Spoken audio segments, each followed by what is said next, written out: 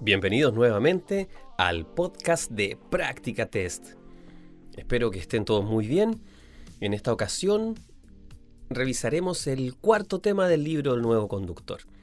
Este tema se llama Individuo en el Tránsito y lo vamos a enfocar con 4 ejes principales que atraviesan toda la información que está en el libro El Nuevo Conductor. El primero va a ser las exigencias de la conducción, y le vamos a dar un apellido, en el siglo XXI, o sea, en la actualidad. Sabemos que tal vez los vehículos actuales son más fáciles de manejar, lo digo entre comillas, de mover un vehículo, tienen muchas comodidades, pero en realidad las exigencias de la conducción en las vías, en la actualidad, con la alta tasa que tenemos tanto de accidentes como de crecimiento del parque automotriz y de cambio en las conductas diversas de las personas, lleva a una alta exigencia. Vamos a hablar también de las capacidades y las limitaciones que tenemos todos por nuestra naturaleza humana. Bien, que a veces las olvidamos en las vías y sabemos que nuestro campo visual no es el más apto tal vez para la conducción y debemos entrenarlo y aprender a utilizarlo de la mejor manera. También vamos a hablar de aquello ético que siempre nos ocurre, que es las conductas de riesgo. Centradas en el alcohol y drogas, pero también pensando en lo que hace cada uno que impacta al resto. Y finalmente, algo que es una necesidad para personas que puedan tener alguna condición específica, permanente o transitoria, y deban tomar algún tipo de medicamentos, estar en algún tratamiento. Algunas enfermedades que podrían afectar la conducción, como les digo, que podrían ser transitorias o permanentes. Los invito entonces a que revisemos este tema. Solamente son algunos tips, son algunas ideas fuerza, algunas palabras o conceptos clave para que alguien pueda reforzar la idea de hacer test, después leer el libro, de asistir a clases, ese TLC que yo les contaba, TLC, test, libro, clases, y además sumarle a quien le parezca muy agradable esta idea de los podcasts, ¿cierto? Entonces, la conducción de un vehículo implica grandes exigencias, dice el libro El Nuevo Conductor. Y hace la siguiente pregunta: ¿por qué ocurren los accidentes de tránsito? El libro El Nuevo Conductor plantea que olvidamos normalmente nuestras limitaciones y capacidades. Ustedes dirán, ¿pero cómo va a suceder eso?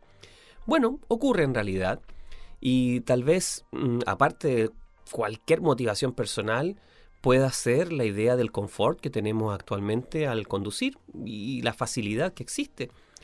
Entonces, finalmente, el hecho estudiado es que las personas olvidan estas limitaciones y eso los lleva a provocar accidentes de tránsito. Algunas estadísticas es que los conductores principiantes tienen 10 veces más accidentes que los experimentados. No se asusten quienes estén ahora escuchando esto para sacar licencia, porque recuerden siempre que aquel que se prepara, aunque esté iniciando, es un poquito más que principiante. Podríamos decir conductor principiante preparado. Y el que no estudia y no se prepara es un conductor principiante no preparado. Él está en mayor riesgo, así que no tengan miedo. Al menos una vez en su vida las personas se ven involucradas en accidentes, dice el libro. O sea, estadísticamente ocurren tantos accidentes que todos nos podríamos ver involucrados en uno una vez en nuestra vida. Ojalá que a ninguno, por supuesto, le pase nada. Algunas frases del libro es que las percepciones visuales deberían originar decisiones seguras. ¿Qué quiere decir esto? Que aún sabiendo que hay algunas limitaciones, la interpretación que hace un conductor de las vías le permite tomar decisiones que, aparte de ser seguras, sean las correctas. Entonces, ¿cómo puedo confiar en algunas cosas que tal vez no veo al 100%? Y eso es la experiencia de un conductor cuando estudia estos temas, los toma en serio y luego en las vías adquiere con la práctica experiencia sin ser imprudente. Entonces vamos a ver cómo funciona esto. Estas capacidades visuales principalmente, ¿ya? Hay algunos efectos que aparecen en el libro Nuevo Conductor, pero nos vamos a centrar en aquellos que nos sirvan para nuestro formato acá del famoso podcast, ¿cierto? Entonces, en esta capacidad visual vamos a pensar primero en la percepción selectiva.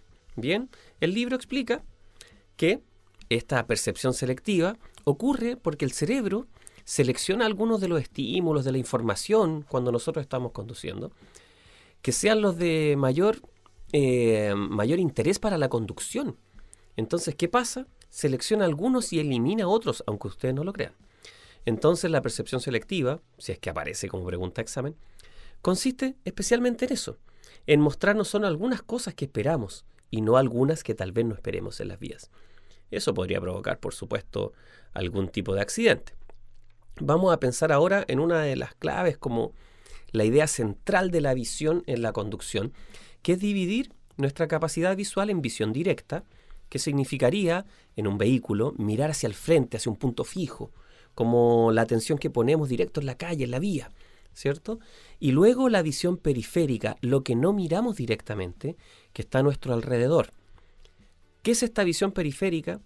¿Cómo entenderla? Si nosotros fijáramos nuestra mirada al frente, pusiéramos nuestras manos juntas y las comenzáramos a separar abriendo hacia los costados, nos daríamos cuenta que las vemos hasta cierto nivel. Hay un nivel en el cual ya van a dejar de ser perceptibles para nosotros. Se dice que la visión periférica tiene un campo visual de alrededor de 180 grados, alrededor. Entonces en un vehículo yo voy a estar centrado en lo que sucede adelante, pero también voy a tener una visión que no es directa, que es periférica, que va a estar atento a otras condiciones.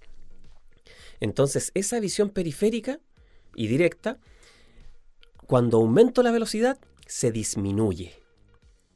O sea, visión periférica de 180 grados, detenido. Empiezo a manejar, aumento la velocidad y se empieza a acotar, se empieza a achicar. Entonces, a mayor velocidad, menor visión periférica. Ese efecto de que se vaya acotando, se vaya achicando, se llama efecto de túnel. Es como que literalmente estuviera entrando en un túnel. Bien, entonces el efecto de túnel es la visión periférica disminuida al aumentar la velocidad. Eso puede ser una pregunta de examen.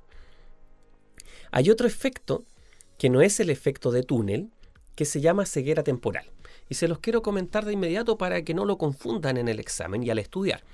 La ceguera temporal se puede producir por varias causas. Una de ellas, por ejemplo, es conducir de noche por largas horas y tener luces de vehículos de frente.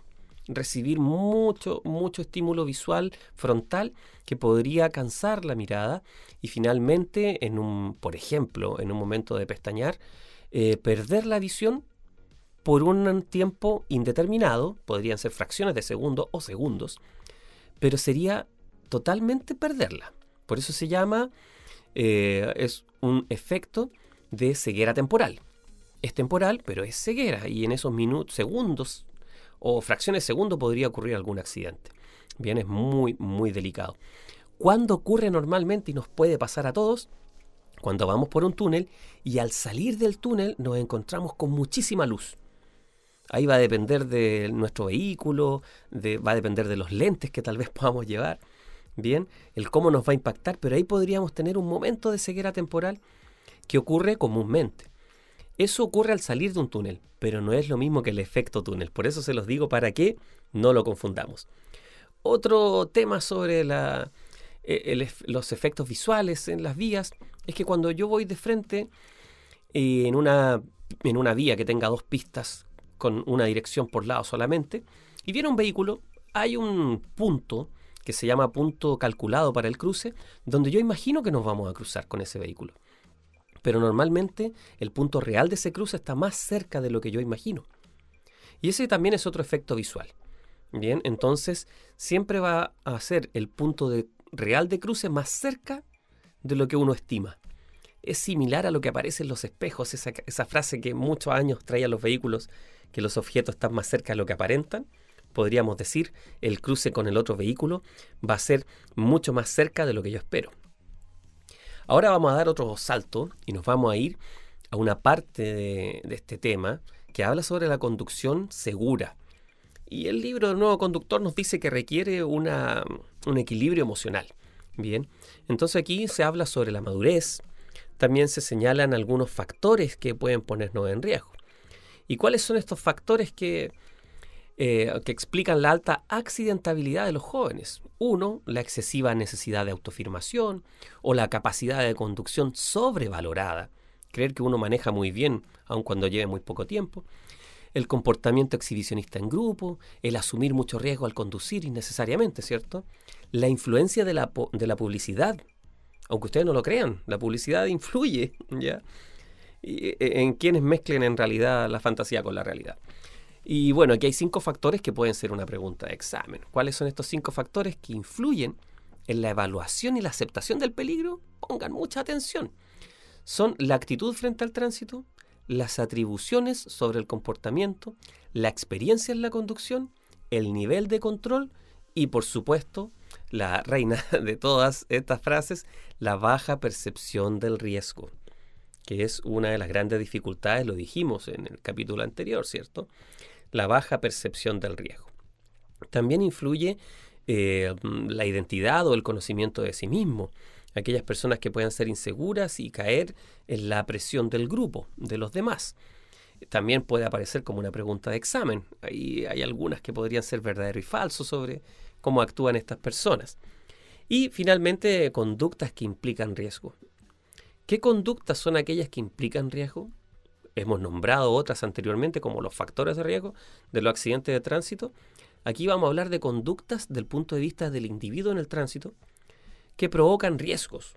Obviamente la impulsividad, el no asumir su responsabilidad o culpa, el reprimir pensamientos. Ustedes dirán, ¿pero cómo? ¿Reprimir pensamientos? Sí, efectivamente, está estudiado también que muchos conductores, al momento de manejar un vehículo con otras personas, con amigos, con familia, por razones de personalidad, podrían reprimir algunos pensamientos que tienen, como exigirle a todos el cinturón de seguridad, el uso del cinturón de seguridad, o el correcto uso de un sistema de retención infantil, que es responsabilidad del conductor, ¿cierto? Entonces ha sucedido que incluso algunos conductores con personalidades más influenciables han manejado velocidades para las cuales no se sienten cómodos o preparados, debido a la presión del grupo. Por eso no hay que reprimir pensamientos cuando uno los va a realizar de manera correcta, su expresión, ¿cierto? Y comunicarlos. No reprimir pensamientos. Aunque no lo crean, aparece en el libro El Nuevo Conductor. Y ahora vamos a conversar brevemente, pero puntualmente, de algo súper importante, que ya es algo que seguro se ha repetido mucho, pero es el famoso alcohol. Esta idea de tomar y manejar, como decimos acá en Chile, algo que debería estar, por supuesto, prohibido por cada uno de nosotros. Entonces, sin ser moralista ni ético, nos vamos directo a lo que dice el libro para que en realidad tomemos conciencia en conjunto, obvio. Veamos estos datos importantes. Primero, se definen 2 estados, ¿bien? 2 estados cuando hay presencia de alcohol en el cuerpo. El primero se llama bajo la influencia del alcohol. Entonces, ¿cuándo vamos a considerar que una persona está bajo la influencia del alcohol? Cuando tenga una cierta medida de alcohol en la sangre, que se llama gramos por mil. Esa es la medida, ¿cierto?, de alcohol en la sangre, esa concentración. Entonces, para decir que alguien está bajo la influencia del alcohol, debe tener 0,31 a 0,79 gramos por mil de alcohol en la sangre. ¿Qué pasa luego del 0,79? Que paso a 0,8, ¿cierto? Cuando paso a 0,8 o más, estaríamos hablando de estado de ebriedad. Bien, 0,8 gramos por mil de alcohol en la sangre ya es considerado estado de ebriedad. Estos 2 estados van a determinar, en caso de accidente, sobre todo, van a determinar las posibles penas, si hay penas de cárcel, las multas. Esas 2 variables junto a la variable velocidad y a la variable accidentabilidad. O sea, si es que hay accidentados graves o incluso hay muertos en el accidente provocado por una persona que haya conducido bajo los efectos del alcohol. Una ley, aparte de la ley de tolerancia cero, que habla de esto que yo les digo y que define esos 2 estados, es la ley Emilia, ¿cierto?, que se promulgó en 2014. ¿Qué es lo que buscó y logró la ley Emilia? Fue lograr que las personas que chocaban en estado de ebriedad y provocaban lesiones graves o la muerte estuvieran al menos 1 año en la cárcel. Por lo menos 1 año de cárcel, ¿cierto? ¿Basado en qué? En primero, quienes provocaron lesiones graves o la muerte, se negaron a realizar alcotest o alcoholemia y además se fugaron del lugar. ¿Qué deberían hacer ustedes? Todos deberíamos, cuando hay un siniestro vial, lo que llamamos accidente todavía, es detener la marcha, prestar ayuda y dar cuenta a las autoridades. Entonces, como vuelvo al tema de la ley Emilia, ¿cuáles fueron las penas? Cuando se provocan lesiones gravísimas, la cárcel efectiva debe ser de al menos 1 año, eso es ley en Chile. Y cuando se provoca la muerte, la cárcel también va a ser al menos 1 año, pero la pena de cárcel final podría llegar de 5 a 10 años.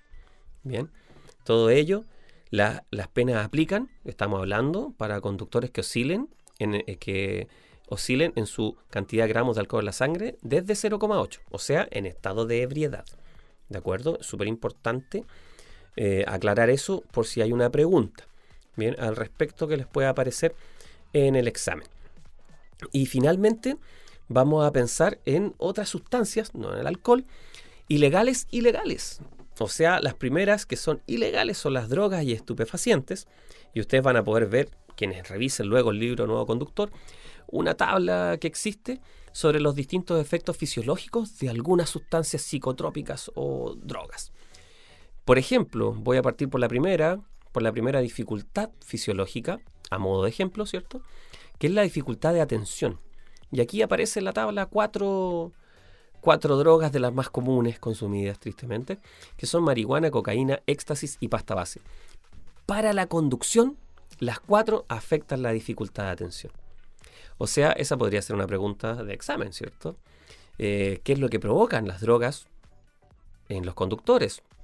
Dificultad de atención, alteración sensorial, alteración motora, impulsividad. Aquí hay una diferencia. Las mismas 4 drogas que les nombré, marihuana, cocaína, éxtasis y pasta base, cambian en la impulsividad. En la impulsividad solo están cocaína, éxtasis y pasta base.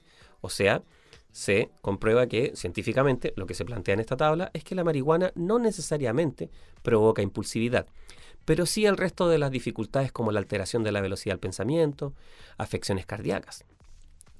En el fondo, sabemos que conducir bajo los efectos de las drogas es muy similar a conducir bajo los efectos del alcohol, dependiendo de las dosis, etcétera, etcétera.